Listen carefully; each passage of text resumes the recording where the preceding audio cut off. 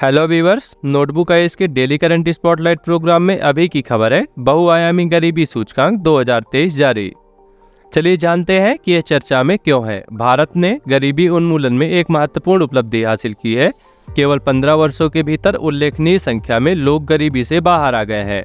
संयुक्त राष्ट्र विकास कार्यक्रम यानी कि यूएनडीपी और ऑक्सफोर्ड गरीबी और मानव विकास पहल यानी ओपीएचआई द्वारा जारी वैश्विक बहुआयामी गरीबी सूचकांक यानी कि एमपीआई का नवीनतम अपडेट इस असाधारण उपलब्धि पर प्रकाश डालता है।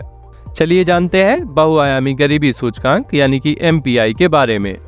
Oxford poverty and human development initiative यानी ओपीएचआई और संयुक्त राष्ट्र विकास कार्यक्रम यानी कि यूएनडीपी द्वारा वर्ष 2010 में बहुआयामी गरीबी सूचकांक एमपीआई विकसित किया गया था।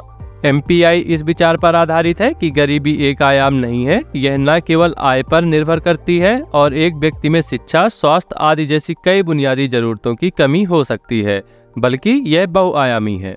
यह सूचकांक वैश्विक बहुआयामी गरीबी पर आधारित है, जो प्रत्येक वर्ष व्यक्तिगत और सामूहिक रूप से गरीब लोगों के जीवन की जटिलताओं की माप करता है। एमपीआई 3 आयामों और 10 संकेतकों का उपयोग करता है। चलिए नजर डाल लेते हैं एमपीआई के 3 आयाम और संकेतकों पर। पहला है शिक्षा आयाम। स्कूली शिक्षा और बाल नामांकन के वर्ष, प्रत्येक का 1/6 भार और कुल 2/6। दूसरा है स्वास्थ्य आयाम। बाल मृत्यु दर और पोषण, प्रत्येक का 1/6 भार और कुल 2/6। तीसरा है जीवन स्तर आयाम। बिजली, फर्श, पीने का पानी, स्वच्छता, खाना पकाने का ईंधन और संपत्ति, प्रत्येक का 1/18 भार, कुल 2/6। स्वास्थ्य, शिक्षा और जीवन स्तर, जिसमें 10 संकेतक शामिल हैं। जो लोग इन भारित संकेतकों में से कम 1/3 अर्थात 33% या अधिक में अभाव का अनुभव करते हैं, वे बहुआयामी रूप से गरीब की श्रेणी में आते हैं।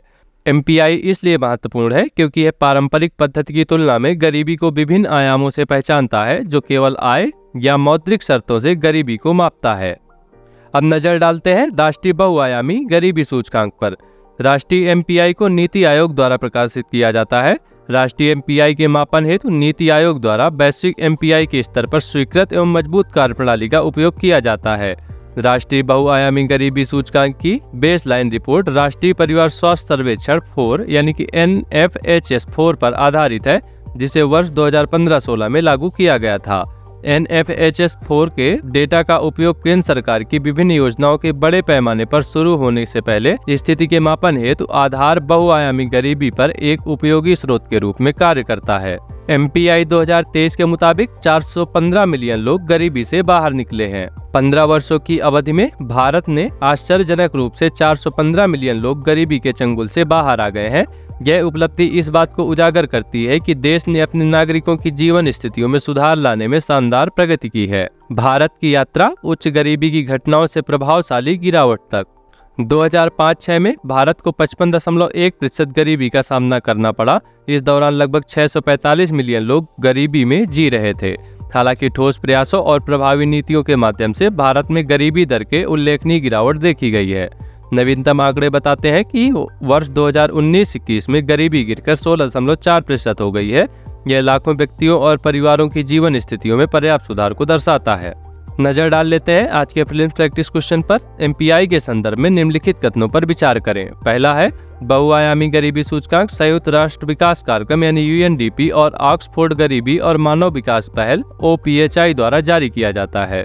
दूसरा है नवीनतम आंकड़ों के अनुसार वर्ष 2019 से 21 में गरीबी गिरकर 16.4% हो गई है।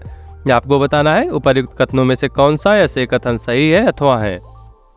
केवल एक, केवल दो, एक और दो दोनों, या फिर इनमें से कोई नहीं। इस प्रश्न का जवाब हमसे कमेंट बॉक्स में जरूर साझा करें। मिलते हैं आपसे नए एपिसोड में।